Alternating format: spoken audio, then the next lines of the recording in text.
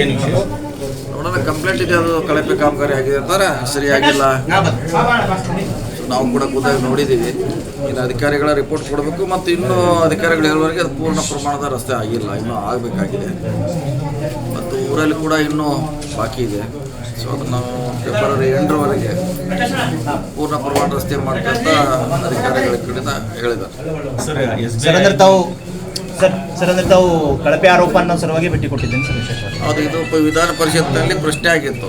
ನಾವು ಆ ಸಂದರ್ಭದಲ್ಲಿ ನಾನೇ ಖುದ್ದು ಬಂದು ನೋಡ್ತೀವಿ ಅಂತ ಹೇಳ್ತೀವಿ, ಹಿಂಗಾಗಿ ಬರಬೇಕಾಗಿತ್ತು. ಸರ್, ಬಾಲ್ಕಿ ಮತ್ತು ಕಬೀರಾಬಾದ್ ವಾಡಿಯಲ್ಲಿ ರಸ್ತೆ ಏನಪ್ಪ ಅಂದ್ರೆ ಕಳಪೆ ಮಟ್ಟದಾಗಿದ್ದು ಮತ್ತು ಗುತ್ತಿಗೆದಾರ ಅನಿಲ್ ರಾಠೋಡ್ ಅವ್ರ ಮೇಲೆ ಕ್ರಮಕ್ಕಾಗಿ sir MLC Bhimrao Patil sir KDP ಮೀಟಿಂಗ್ನಲ್ಲಿ ಪ್ರಶ್ನೆ ಮಾಡಿದ್ರು ಸರ್.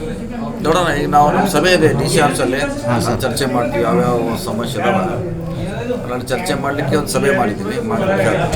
ಸರ್, ಇಲ್ಲಿ SBI ಬ್ಯಾಂಕಿನಿಂದ ರಾಮಣ್ರಾಜ್ ಕಾಲೇಜ್ವರೆಗೆ ಭಾಳಷ್ಟು ದಿವಸದಿಂದ ನೆನೆಗುಂದಿಗೆ ಸಿಟಿ ಮಧ್ಯದಲ್ಲಿ 5 ಕೋಟಿ ರೂಪಾಯಿ ಕೊಟ್ಟಿದ್ವಿ, ಅದೇ ಇರಬೇಕು. ಇದ್ರ ಎಕ್ಸ್ಟೆನ್ಷನ್ ಹಿಂದೆ ರಾಜಶೇಖರ್ ಪಾಟೀಲ್ ಅವರು 10 ಕೋಟಿಯಲ್ಲಿ ಮಾಡಿದ್ರು, ಈಗ 5 ಕೋಟಿ ರೂಪಾಯಿ ಕೊಟ್ಟಿದ್ವಿ. ಅದಕ್ಕೆ ಎಕ್ಸ್ಟೆನ್ಷನ್ ಅಂತ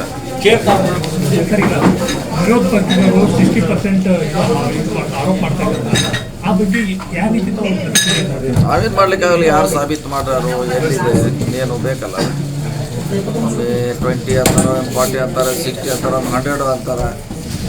ಅದಕ್ಕೇನು ಬೇಕಲ್ಲ, ಆಧಾರ ಪುರಾವೆ ಬೇಕಾದ್ರೆ ಸುಮಾರು ರಾಜಕೀಯಕ್ಕೋಸ್ಕರ ಸರ್, ತಮ್ಮ ಸರ್ಕಾರದಲ್ಲಿ ರಾಜಶೇಖರ್ ಪಾಟೀಲ್ ಅವರಿಗೆ ಒಂದು ಚರ್ಚೆ ಮಾಡ್ತೀವಿ ಅಂತಲ್ಲಿ ಅಂತ ಬಳಸ್ಕೋಬೇಕು. ಶಕ್ತಿದಾರ ಬಳಸಬೇಕು. ಮುಂದವರೆಲ್ಲ MLA ಅವರು ಮತ್ತೆ ಕೆಲಸ ಆಗಬೇಕು.